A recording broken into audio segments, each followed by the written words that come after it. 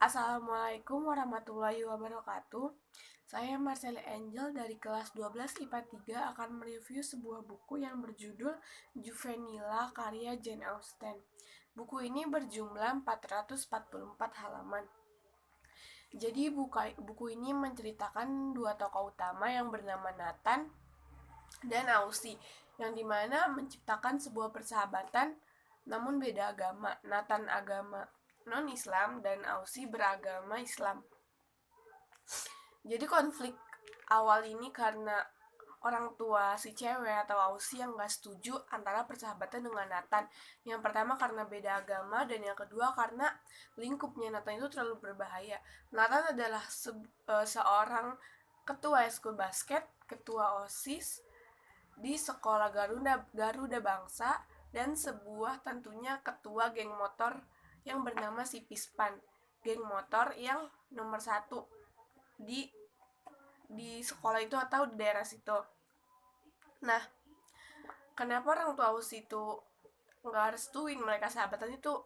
Jadi ada di sebuah konflik itu, nanti ada konflik yang dimana geng Nathan, ketua geng Nathan, geng si Piskan, ada yang mengadu domba dengan geng Rafale. Itu adalah geng motor di sekolah sebelah dari Carya Medica, sekolah Carya Medica. Pokoknya singkat cerita, ada yang mengadu domba. Jadi Nathan lagi pulang sama Ausi, terus tiba-tiba ada yang ngikutin dari belakang itu 4 motor besar, menggunakan pin Rafaela. Nah, dikira Nathan itu yang mencelakai dia itu dari geng Rafaela. Ternyata pas mereka datang ke markas Rafaela, itu ternyata bukan dari geng Rafaela.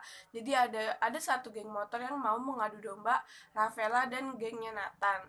Pokoknya singkat cerita, gara-gara itu Ausi jadi celaka dan masuk rumah sakit, koma sampai 3 bulan. Selama 3 bulan itu orang tua Ausi itu nggak terima karena mereka selalu menyalahin Nathan, karena gara-gara Nathan Ausi jadi koma kayak gini. Padahal mereka selalu nggak pernah ngerestuin mereka buat sahabatan, bahkan buat temenan.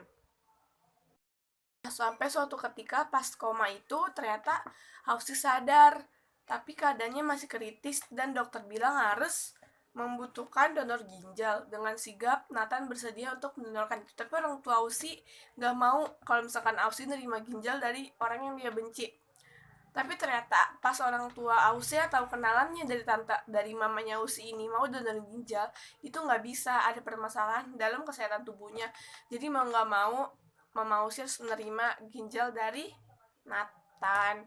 Pokoknya karena Mama Ausi nggak mau utang budi sama Nathan, sebagai balas budi orang tua Nathan ngasih uang sejumlah 500 juta buat ganti ginjal itu. Tapi Nathan dan orang tuanya itu nggak mau nerima uang itu kan. Terus ternyata mamanya Ausi sampai bilang minta ke rumah sakit buat ginjal dia itu dihilangin satu supaya sama, jadi dia nggak punya utang budi sama Nathan.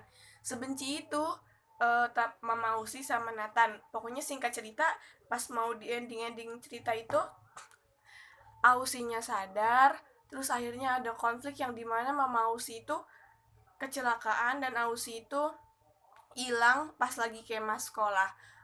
Pokoknya yang nyari itu semua itu orang suruhan papanya Nathan, yang ngobatin bawa ke Malaysia juga itu orang tuanya Nathan, karena saat itu Mama Ausi lagi kena gulung tikar, jadi perusahaannya itu bangkrut, jadi yang biayain rumah sakit itu mamanya Nathan.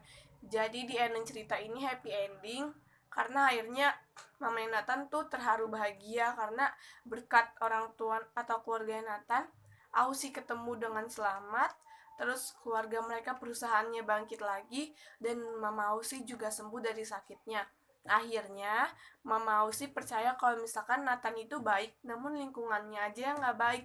Tapi lingkungan itu nggak baik juga karena ada yang ngadu domba, karena sebenarnya geng Nathan itu tuh geng yang baik. Mama Ausi udah sadar dan akhirnya nggak bolehin mereka buat sahabatan lagi. Nah, jadinya happy ending. Sekian sekiranya review dari saya, kurang lebihnya mohon maaf. Makasih Bu Iva. Wassalamualaikum warahmatullahi wabarakatuh.